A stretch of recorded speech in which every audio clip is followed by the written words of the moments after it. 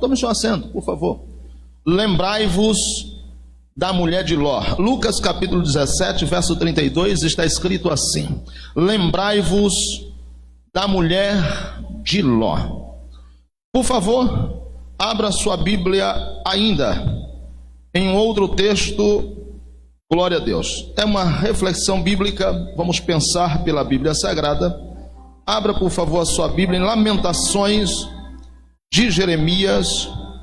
Lamentações de Jeremias, capítulo de número 3, versículo de número 21. A versão atualizada fica mais claro quando o texto diz: quero trazer à memória o que me pode dar esperança. Quero trazer à memória o que me pode dar esperança. Filipenses capítulo 3, versículo 13.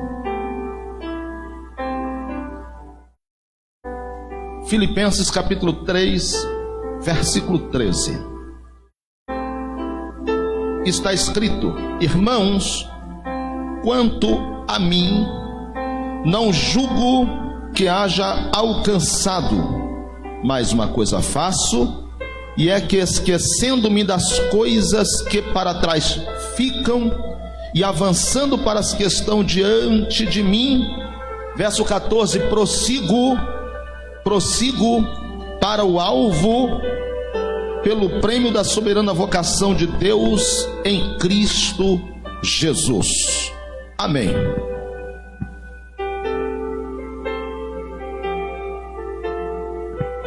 Glória a Deus. Meus amados irmãos, na reflexão bíblica desta noite, para nossa instrução, lemos 3 textos.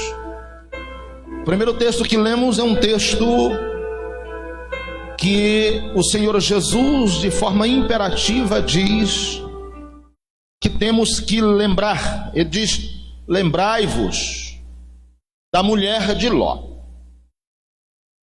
Mas quando lemos o texto em Lamentações de Jeremias, parece haver uma contradição, porque Jeremias, ele entende que a lembrança e o que deve ser de fato colocado na memória, lembrado de fato, ele diz que é o que pode me dar esperança. Acredito que, se observarmos os 2 textos, parece haver uma grande contradição. Jesus, por um lado, diz: lembrai-vos da mulher de Ló. A pergunta é: o que há nesta mulher para que eu possa trazer à memória? O que de fato fez com que Jesus impulsionasse os seus discípulos a lembrar justamente da mulher de Ló? Mulher esta que a Bíblia faz questão pelo seu erro de não mensurar o seu nome. Tamanho foi o erro, tamanho foi a tragédia. Justamente isto Jesus está dizendo: lembre. Mas Jeremias, em Lamentações, pensa o contrário. Ele diz: preferível é trazer à memória o que me pode dar esperança. Quando lemos o texto de Filipenses, Paulo parece concordar com Jeremias. Paulo chega a dizer: esquecendo-me das coisas que para trás ficam e avançando para o alvo da soberana vocação. Paulo está dizendo: nem lembrar de determinadas coisas eu quero. Jeremias disse: se eu tiver que lembrar, vou lembrar do que pode me gerar esperança. Jesus, pelo contrário, diz: lembrai-vos da mulher de Ló. Quando falo de lembrar, quando falo de memória, quantas coisas boas na Bíblia Sagrada que Jesus poderia nos impulsionar a lembrar. Imagine Jesus dizendo: lembre de Ana. Esta mulher era estéril.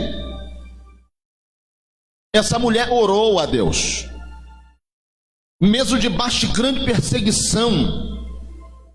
Penina era como uma adversária, feria Ana por palavras, mas Ana insistiu, resistiu, e ainda assim continuou no mesmo propósito. Eu costumo dizer por aqui algumas vezes que Ana tinha algumas esterilidades em especiais. A primeira esterilidade de Ana era uma esterilidade física, ela era estéril fisicamente. E ser estéril para aquela época era ser seca, alguém infrutífero. A psicologia diz que a mulher tem dois desejos intrínsecos na alma. Um deles é casar-se, salvo algumas exceções. Outro é gerar filho, porque diz que no findar dos dias isto fará muita falta, ser chamado de mãe. Isso faz parte da psicologia da vivência feminina. Mas Ana não tinha escolha. Ana tinha o ventre seco e não podia gerar, mas ela orou e o milagre aconteceu. Glória a Deus. Jesus poderia ter dito assim: lembre do milagre que ocorreu na vida de Ana. Ela era estéril fisicamente, não podia gerar. E porque não podia gerar, ficou estéril também mentalmente. Porque uma pessoa como Ana, que não tinha filho, logo também não tinha como pensar num futuro além dela. O que seria depois dela? Qual semente? Qual proposta? Qual é a referência? Ela, por não poder gerar, não era estéril fisicamente, somente não mentalmente, mas também ela tinha uma outra esterilidade que era emocional, porque na época havia uma lei que dizia que se a mulher fosse incapaz de gerar, teria que ter ao marido, ou dar ao marido uma outra mulher para que com ela pudesse gerar filhos. Imagine, ter que dividir o relacionamento, o casamento. Então emocionalmente era uma mulher cheia de feridas, com frustrações. Isso trouxe uma série de consequências. Ela tinha uma esterilidade na personalidade, porque Ana, e o nome Ana quer dizer cheia de graça. Agora a pergunta é: que graça tem na vida de alguém que vivia uma vida que não queria viver, porque era estéril? Mas repito, ela orou e Deus fez o milagre. Jesus poderia ter dito: lembre-se de Ana, e aí concordaria com Jeremias quando diz: lembrando de Ana, isso me traz esperança. Lembrando de Ana, Jeremias estava dizendo: me faz entender que é possível acontecer comigo o que aconteceu com Ana.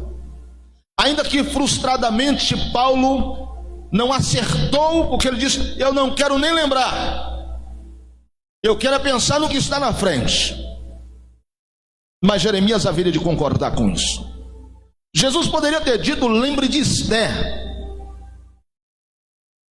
a única mulher judia que foi rainha numa terra estranha, numa terra de gentios.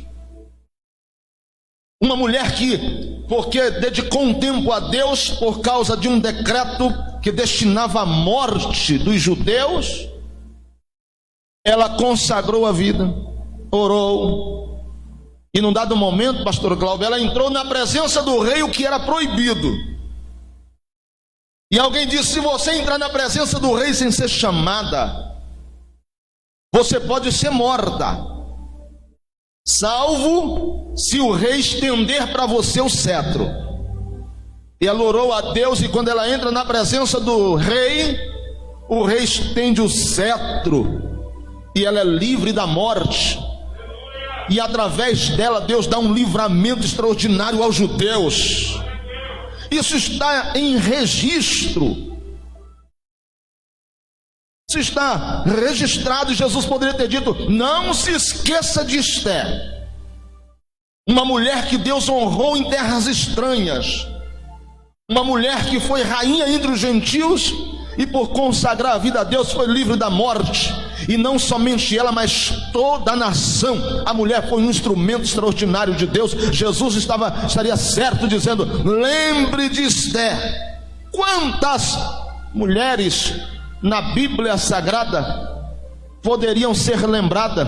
E Jeremias diria com toda certeza: como faz bem lembrar destas mulheres. Por que não falar de Débora, que por causa dela Baraque teve grande vitória, uma mulher que foi referência para um juiz? Olha quantas mulheres abençoadas. Mas Jesus não faz menção delas. Eu não vejo Jesus lembrando de Ana, não vejo Jesus lembrando de Esther, não vejo Jesus lembrando de Débora. Nenhuma dessas mulheres Jesus simplesmente mensura e diz: lembre da mulher de Ló. Lembre dela. Jeremias poderia estar questionando com Jesus, dizendo: mas que tipo de esperança ela me traz? Se eu trouxer ela à memória, que tipo de esperança virá ao meu coração? Paulo estaria dizendo: Deus me livre. Se eu já não quero lembrar do passado, quanto mais desta mulher. Pastor, por quê? Porque a mulher de Ló não foi o melhor dos exemplos na Bíblia Sagrada. A mulher de Ló não teve um bom exemplo, não é uma boa referência a ser lembrada. Porque essa mulher vivia em Sodoma, terra de corrupção, terra de pecado, terra que quando Deus mensura, quando Deus fala sobre este lugar, dá-nos a impressão de que Deus tem nojo desse lugar, tem pavor desse lugar. E ela habitou ali, ela morou ali. E um belo dia Deus, desgastado com os pecados de Sodoma e Gomorra, Deus determina destruir esta cidade. E Deus envia anjos para destruir esta cidade. Os anjos vão e no meio do caminho se encontram com Abraão. E há um questionamento, porque os anjos vieram para destruir. Abraão questiona com Deus e diz: destruiria tu o justo junto com o ímpio? Ele diz: olha, mas não tem justo nessa cidade. E Abraão disse: nem 50, nem 40, nem 30, nem 10. E o Senhor deixa claro que não tem justo nessa cidade, com exceção do justo Ló. Somente Ló foi considerado justo com a sua família. Por causa disso a cidade tem que ser destruída. Os anjos vão em busca da família de Ló. E é dito que no trajeto, quando retira-os da cidade, que eles não deveriam olhar para trás. Não deveriam parar no caminho e olhar para trás. O texto é extraordinário, extremamente negativo, demonstrando a tragédia, a corrupção, o pecado da cidade, porque até os anjos que foram buscar o casal, por pouco não foram violentados pelos homens daquela cidade. Veja a que nível de pecado e corrupção estava aquela cidade. Mas os anjos os deixam cegos, e no momento de retirada às pressas, porque parece que mesmo Ló sendo justo, estavam como que arraigado, estava como que alicerçado com as maldades, persuadido pela corrupção daquela cidade, e os anjos saem como que arrastando eles, rápido, porque não dá tempo. É um escapa-te por tua vida, tem que ser rápido. E eles vão sair, e no trajeto Deus começa a mandar fogo naquela cidade, destruição naquela cidade. A justiça de Deus está manifesta naquele lugar por causa dos grandes pecados. E nesse exato momento, a mulher de Ló para Vou repetir isso para você guardar. Ela para e ela olha para trás. Ela olha para trás. E quando ela olha para trás, a Bíblia diz que ela se torna uma estátua de sal, que para nada, absolutamente nada serve. E aqui está uma das grandes razões pelas quais Jesus, de forma enigmática, diz-nos sobre lembrar da mulher de Ló. E porque ele diz, lembrai da mulher de Ló, lembrai-vos da mulher de Ló, como que mostrando-nos o passado, é justamente pela atitude que aquela mulher teve. Jesus está dizendo, olhe para ela, lembre dela, da atitude que ela teve. Lembre o que ela fez quando não deveria ter feito. Ela olhou para trás quando deveria estar olhando para frente. Ele está dizendo, olhe e lembre do que ela fez, porque por muitas vezes, e na sua maioria, e esse tem sido o grande problema de nós cristãos, os dias que vivemos, olhar para trás tem que ter uma razão muito especial. Se não for para aprender rapidamente alguma coisa e logo voltar os nossos olhares para frente, então não olhe. Faça como Jeremias. Eu só vou lembrar daquilo que pode me trazer esperança, porque há alguns que podem. Ou então faça como Paulo, se não dá conta ou se não tem nada para lembrar, então olhe para frente, olhe somente para o alvo. Mas Jesus quer nos alertar que há um risco muito grande, porque eu disse enigmático, porque o texto diz, lembrai-vos, como que olhando para trás. Só que quando eu lembro da mulher de Ló, eu só vejo ela olhando para trás. Jesus está dizendo, cuidado para não pegar o mesmo destino. Cuidado para não alterar a rota como ela alterou. Trago isso como reflexão nos dias em que vivemos, porque tem sido a nossa maior preocupação.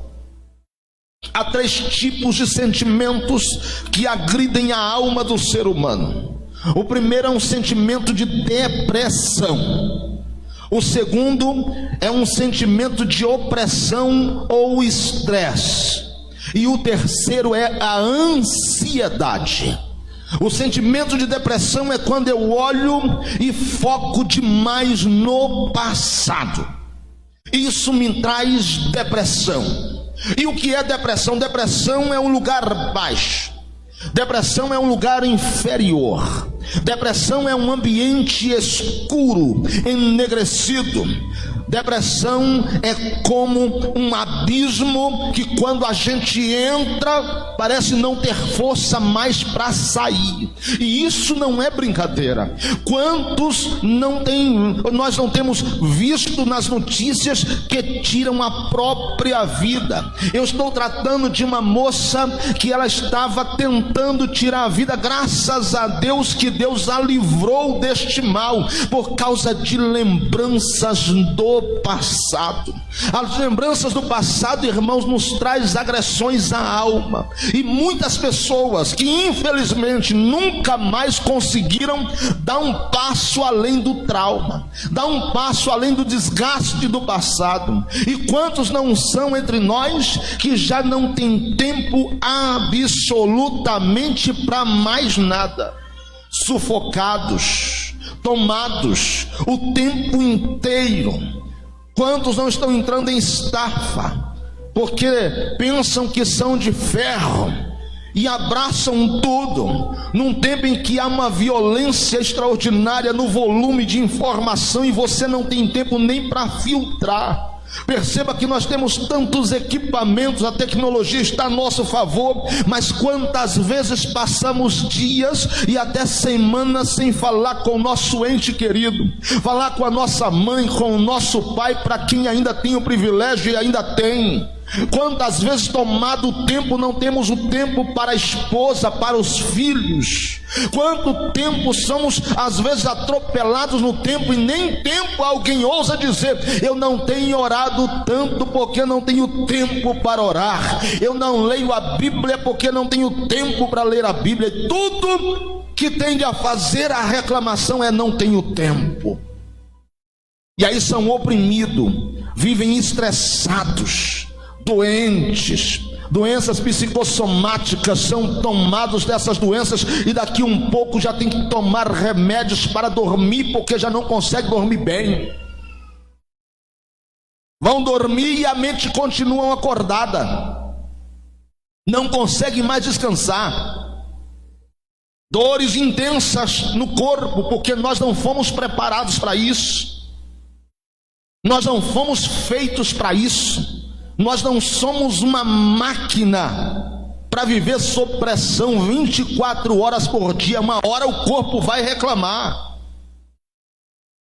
Pessoas que já não têm mais saúde, coração, pulmão, enfim, são tantos os problemas porque se dão. Ah, como é bom, irmãos, nesta hora lembrar um pouco dos dias antigos, quando a gente não tinha tanta tecnologia, quando a gente não tinha tanto recurso, mas ainda dava tempo de sentar na porta de casa e conversar com a esposa e até o vizinho.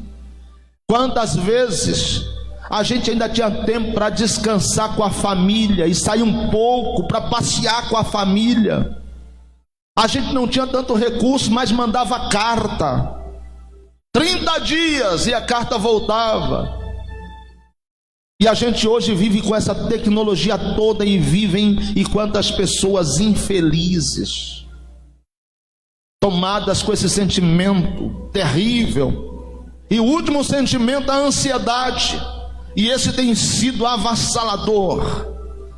Pessoas que infelizmente eles estão atropelando o texto bíblico e eles estão ansiosos.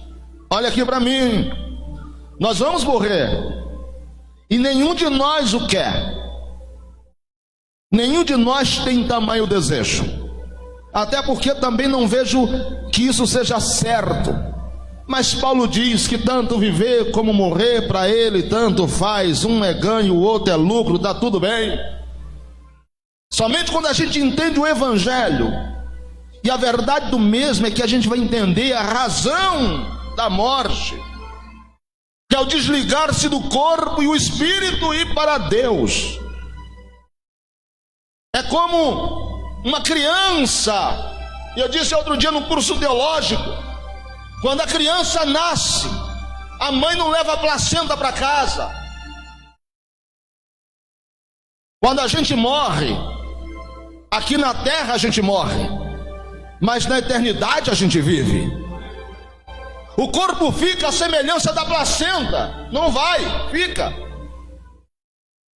até aquele grande dia, quando a redenção do corpo acontecer, porque a Bíblia diz que aqueles que morrerem em Cristo ressuscitarão primeiro, seus corpos serão transformados, bendito seja Deus. Mas quanta gente com medo, e o medo de morrer, irmãos, não faça força para isso acontecer, não lute por isso, mas no dia que chegar, vai chegar, e nem eu nem você pode aumentar um côvado além disso. Então preocupar-se com isso não faz sentido.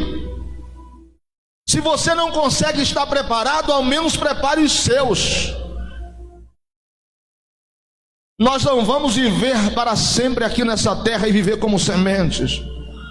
Mas daí também lembrar disso e não conseguir dormir à noite, ter medo de dormir porque não sabe se vai acordar. E a pessoa começa a viver uma vida como se a morte já estivesse, e sem perceber se aproxima cada vez mais, cada vez que você faz força para não lembrar. mais vem a memória. E aí a ansiedade toma, como que vai ser meu filho? Como que vai ser minha filha? Como que vai ser meu marido? Como que vai ser minha esposa? Para de pensar nestas coisas e coloca na memória as coisas de Deus. Faça uso, e a melhor coisa que a gente deveria estar fazendo é viver hoje como se o amanhã de fato não existisse, para viver bem, para fazer valer a pena. É como se você dissesse: se amanhã eu não estivesse mais aqui, o que eu faria hoje se amanhã eu deixasse de existir e isso chegasse primeiro para mim? Quando você pensa assim, você valoriza o hoje. Você conversa com quem precisa conversar, você trata com quem precisa tratar, você ama mais, você garante mais, você dá maior atenção, cuida melhor, ao invés de viver esse tempo de ansiedade. Então veja que os 3 textos, Jesus está dizendo: lembrai-vos da mulher de Ló. E o que a mulher de Ló fez? Olhou para trás e se estacionou, se transformou numa grande estátua. Jesus disse: olhe para ela, lembrai da atitude dela, e veja que aquilo não resolveu absolutamente nada, muito pelo contrário, só piorou a vida dela, acabou com a família de uma vez por todas. E você lê a história, você vai ver quantos erros depois da morte dela, porque viveu olhando para as misérias de Sodoma, num tempo de justiça de Deus. Quando Deus diz: olha para frente, Deus disse: olha para frente, ela quis olhar para trás. Jeremias diz: ei, traga à memória apenas aquilo que pode te trazer esperança. Se te machuca, se te maltrata, se isso não te faz bem, coloca diante de Deus e esquece. Mortifica isso no seu coração. Paulo diz: e esquecendo-me das coisas que para trás ficam. Que mais a gente pode ensinar? Se tiver que lembrar, lembre de coisas boas.